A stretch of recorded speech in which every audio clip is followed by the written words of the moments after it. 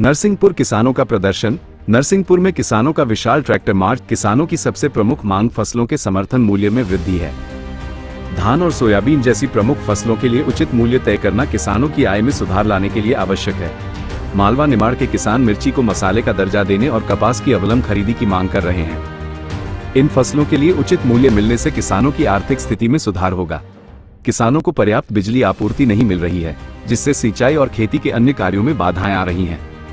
सरकार को इस समस्या के समाधान के लिए ठोस कदम उठाने होंगे। जंगली जानवरों के हमलों से किसानों की फसलें नष्ट हो रही हैं। सरकार को जंगली जानवरों के नियंत्रण के लिए प्रभावी उपाय करने चाहिए। नरसिंहपुर के गन्ना उत्पादक किसानों को गन्ने का भुगतान समय पर नहीं मिल रहा है। सरकार को गन्ना किसानों के हितों की रक्षा के लिए कदम उठाने चाहिए।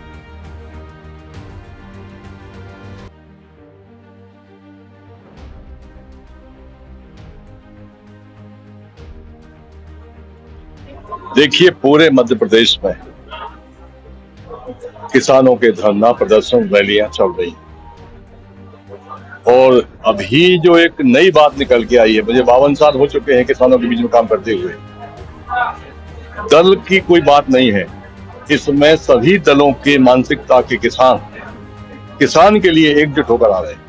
ये बड़ा सुखद अध्याय है, पहले ऐसा नहीं होता।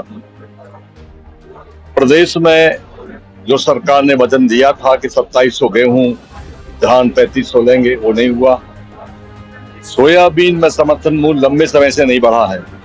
एमएसपी मिनिमम सपोर्ट प्राइस है, तो वो भी नहीं बढ़ा है। तो तत्काल में धान और सोयाबीन का समर्थन मूल्य की मांग पूरे प्रदेश में चल रही है। मालवा निमाड़ प्रांत में मिर्ची को मसाले का दर्जा दिया जाए, कपास की अवलंब खरीदी की जाए समर्थन मूल्य पर, उसकी मांग चल रही है। 3 जोन है यहाँ पर मध्य प्रदेश के, तो अलग अलग जोन में अलग अलग फसलें हैं और अलग अलग समस्याओं को लेकर है। बिजली एक बड़ा मुद्दा सामने आ रहा है कि बिजली किसानों को नहीं मिल पा रही। गन्ना उत्पादक है किसान। नरसिंहपुर बहुत बड़ा ट्रेड बेल्ट है। यहाँ पर गन्ने में रिकवरी के हिसाब से भुगतान नहीं हो रहा है, उसका कोई नोटिफिकेशन नहीं। इस संदर्भ में कल मैंने बातचीत सुनी किसानों से और तत्काल फोन लगाया कृषि मंत्री शिवराज सिंह चौहान को। उन्होंने कहा कि आप भेजिए। उससे पहले हमने अमित शाह जी को भी पत्र लिखा था, तो उन्होंने चीफ सेक्रेटरी को पत्र लिखा कि गन्ना किसानों का रिकवरी के आधार पर भुगतान तैयार किया जाए, क्योंकि मिल वाले कहते थे कि हमारे पास ऐसा कोई आदेश नहीं है।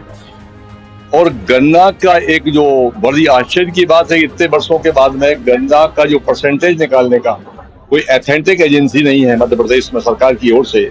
तो गन्ना की एक एजेंसी केंद्र सरकार यहाँ स्थापित करे जो 15-15 दिन में गन्ने की रिकवरी का रिजल्ट दे सके। जंगली जानवरों का है। अभी हमारी बहुत लंबी मांग थी कि गऊ प्रतिदिन 200 से 250 गाय हाईवे पर मर जाती है एक्सीडेंट होकर, रोड पर बैठती।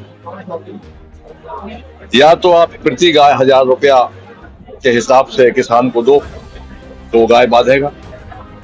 सरकार ने कहा उसमें बहुत खर्चा आएगा, तो हम कहा फिर गौ के बहुत अच्छे अभ्यारण्य सरकार बनवाए, जिसमें 10,000 से लेकर 25,000 तक गाय रहे। तो सरकार ने आदेश जारी किया है कि 20 पॉइंटों पर, कहीं 3,000 एकड़, कहीं 2,000 एकड़, कहीं 500 एकड़ पर गौ अभ्यारण्य खोले जा रहे हैं। तो गौ माता की वहां सेवा होगी और उसके लिए सामाजिक संस्थानों को भी आमंत्रित किया है। वो एक हमारी मांग पूरी हुई।